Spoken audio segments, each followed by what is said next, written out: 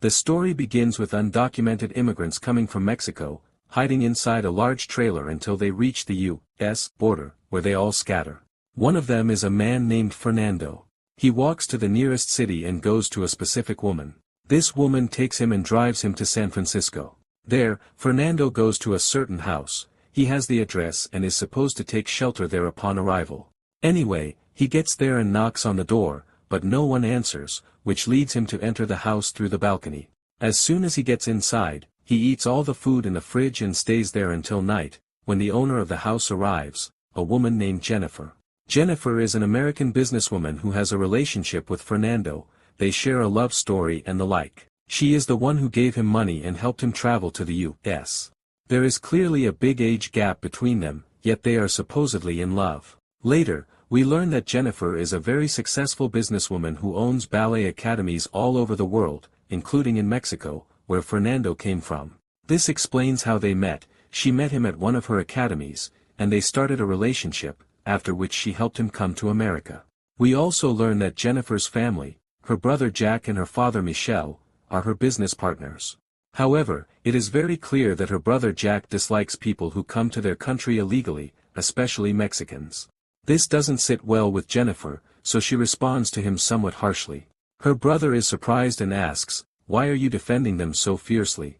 Are they your people or something?" But the matter passes anyway. Jennifer takes some time off and spends happy moments with Fernando. But one day, at the hotel where she is staying, she accidentally spots people she knows well, which makes her worried they might see her with Fernando. She immediately goes to her room and tells him, "Pack your bags, we're leaving." Fernando asks why, and she says, "There are people here who know me, and I don't want them to see us together." This hurts Fernando, and he says, "What? Are you ashamed of me?" Jennifer replies, "This is not the time for that, pack your things now, and we'll talk later." They return to San Francisco, where Jennifer has an event related to her work, where she is supposed to announce the opening of a new academy. But she is constantly distracted by Fernando. She steps aside and calls him, but he doesn't answer. She keeps trying, but he still doesn't respond. When he finally does, he says, "Let me tell you something, either you acknowledge our relationship, or I'll leave you and go back," meaning Mexico. Jennifer replies, "How can I acknowledge it? You don't understand my social status. I'm a very well-known woman, and if I reveal this relationship, I'll lose a lot." Fernando responds, "That's my condition, it's up to you," and then cuts her off. From that moment on, Jennifer becomes completely distracted, unable to focus on her work. Every time she calls Fernando, he doesn't answer, and eventually, he turns off his phone. Does Jennifer stay quiet? No, she leaves her work and travels to Mexico. There, she goes to the house where she used to meet Fernando but doesn't find him. Then she goes to Fernando's own house, under the pretense of checking on him as part of her academy. His parents tell her they haven't seen him in a long time. His mother even tells her something along the lines of, "Stay away from my son and find someone your own age." Jennifer doesn't give up. She goes to her academy in Mexico and asks about Fernando, but they tell her he hasn't shown up in months.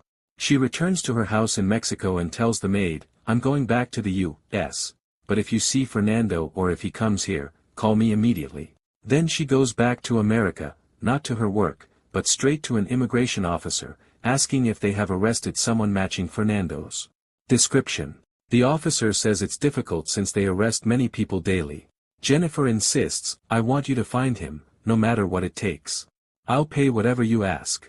The officer asks for his details.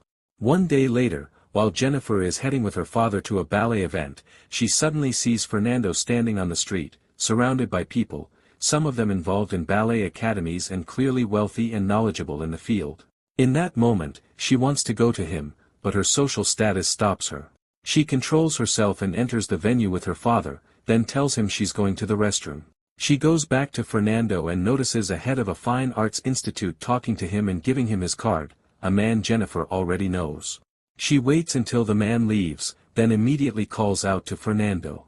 But he looks at her and walks away. This puts even more pressure on Jennifer, and she becomes almost obsessed, thinking about him constantly. The next day, she goes directly to that institute head and tells him she saw him talking to a young man in the street. The man says, "Why don't you take him into your academy? He's actually a very talented dancer." Jennifer says, "No problem, give me his details and address. She takes the address and goes to find him, only to discover that Fernando is working as a cleaner in a hotel. When Fernando sees her, he retreats to the place where he sleeps, and she follows him, saying, "Come back to me." But Fernando replies, "I won't come back unless you acknowledge me." She says again that she can't because of her social status. She tries to persuade him in her own way, but fails. Fernando leaves her once more. Eventually, Jennifer makes an exception. She goes to the place where Fernando works and learns that he has moved because the police are chasing undocumented workers. How did she find him? Through her influence. She finally reaches the place. It turns out to be a bar. She sits there casually, has a drink, then approaches Fernando and gives him something as if it were a tip, but it's actually a ticket to an event. Fernando goes to the event. Jennifer also attends but sits in a private box, while his ticket places him among the crowd below. She did this to see whether he would come, and when she sees that he does, she feels extremely happy. After this event ended, Jennifer went out and called him. She and Fernando were outside the theater, but they were talking to each other on the phone. Fernando said, "Where are you?" Jennifer said, "Behind you. And I want to tell you something, Fernando, from today onward, we will walk side by side everywhere, officially." This made Fernando very happy because he was able to achieve what he wanted. The very next day, Fernando packed his things and went to Jennifer's house. Immediately, the two of them had lunch together. After that, Jennifer took him and introduced him to some ballet dancers, and told him that he would be their teacher. Not only that, but she also made him the director of one of her institutes, and this was official. Her father attended the event, as well as her brother Jack. A few days later, while they were sitting in a public place, a friend of Jennifer came to greet her and talk to her. They got caught up in conversation and forgot that Fernando was there with them, which made Fernando boil with anger. A few days after that, while they were sitting at home, Jack, Jennifer's brother, came for a normal visit to invite her on a trip with him and his family. When he saw Fernando, he was somewhat surprised, but he greeted him normally and did not say a single word, then went downstairs and left. However, Fernando felt Jack's strange reaction when he saw him and asked Jennifer, "Why did he look at me like that?" She said, "Don't pay attention to it, that's just how Jack is."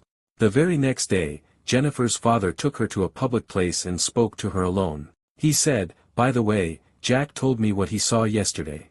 I know you stand with immigrants and all of that, and I have no problem with that at all. But for you to be in a relationship with one of them, no, especially when that person is very young, almost like your son." Then he left. Shortly after that, Jennifer and Fernando went to a restaurant. Jennifer ordered her food, but Fernando delayed a little as a kind of charisma. The waiter serving them said he was Mexican too, so Fernando used this situation to respond to what she and her friend had done when he was sitting with them. He started speaking with the waiter in their language instead of English, even though Jennifer was sitting with them. This made Jennifer very angry and she got upset with Fernando. The very next day, immigration officers came for Fernando, arrested him, and deported him to Mexico. After a long journey, many setbacks, and great humiliation, Fernando finally arrived in Mexico. Immediately, he went to Jennifer's house and called her, saying, "Come to me right now." So Jennifer traveled to him in Mexico, and there they spent their honeymoon. Jennifer walked with him in the streets completely normally and said, "What do you think if I made you the director of my academy here?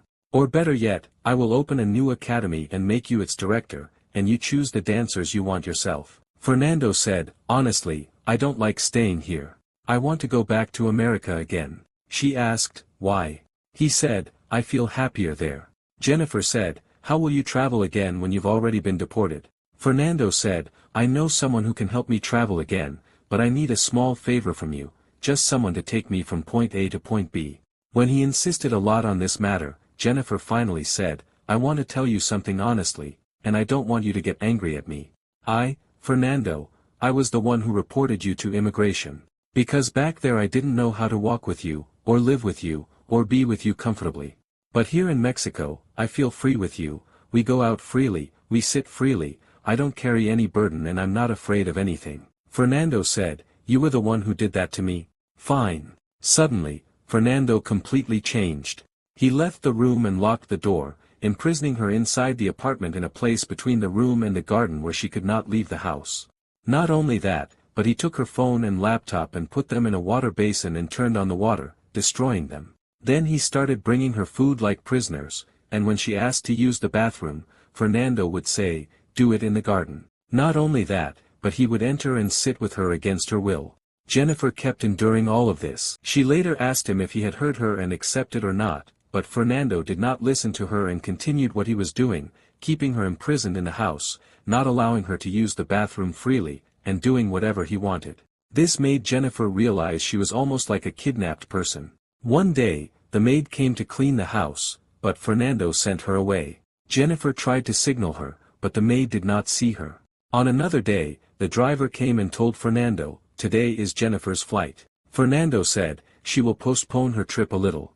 And all this while Jennifer was locked up, eating like a prisoner, and when she needed the bathroom she went to the garden. Fernando showed absolutely no softness toward her and was extremely harsh. Even one night, Jennifer was shocked when her brother Jack suddenly entered the room, ran to her, hugged her, and immediately took her away with him. As Jennifer was leaving the house, she saw many police officers restraining Fernando. While Jack was taking her out, Fernando kept calling her and begging her, saying, "I love you, and you love me, don't leave me and go." But Jennifer did not respond at all. Jack took her outside and put her in the car and asked her, "What do you want us to do with him?" Jennifer whispered to Jack what should be done. Jack went inside and whispered to the officer what should be done. The officer then went to Fernando and broke his leg. Then Jack came out and sat in the car next to Jennifer, and they drove away. Jennifer could hear Fernando screaming inside, and she was at the peak of happiness. And here the story ends and the movie ends. If you liked the movie, don't forget to like the video, subscribe to the channel, and activate the notification bell to receive all our new content.